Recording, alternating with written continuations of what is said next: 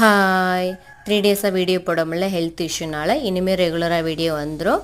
Monday வந்து ஸ்நாக்ஸ்க்கு என்ன கொடுத்து விட்டேன் அப்படின்னா ஸ்வீட் பொட்டேட்டோ கொடுத்து விட்டேன். காலைல சாப்பாட்டுக்கும் மத்தியானம் சாப்பாட்டுக்கும் எனக்கு மொச்சப்பயிறு குழம்பே கொடுத்துடுங்க, தோசை வேணான்னு சொல்லிடுச்சு பசங்க.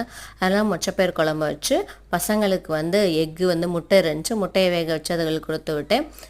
எங்களுக்கு வந்து பாகக்காய் இருந்துச்சு, பாகக்காய் வந்து நல்லா நறுக்கி நல்லா அலசிட்டு வெங்காயம் பட்டை மிளகா கருவேப்பிலை போட்டு நறுக்கி வச்ச பாகக்காய் உப்பு போட்டு அப்படின்னா நல்லா வேகணும். வெந்த பின்னாடி தேங்காய் நிறையா போட்டோன்னா நல்லாயிருக்கும், அந்த கசப்பும் தெரியாமல் இருக்கும். ஈவினிங் ஸ்நாக்ஸுக்கு என்ன செஞ்சேன் அப்படின்னா வாழைப்பூ வடை செஞ்சேன். வாழைப்பூ கோலா உருண்டையும் வாழைப்பூ வடையும் செஞ்சேன்.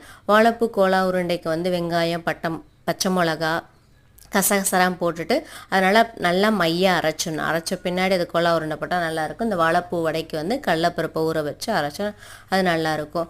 நைட்டுக்கு வந்து வீக்லி ஒன் டேனாச்சும் எப்போயாச்சும் எங்களுக்கு தோணுச்சு அப்படின்னா இந்த பால் மட்டும் குடிப்பேன், ஹார்லிக்ஸ் போட்டு.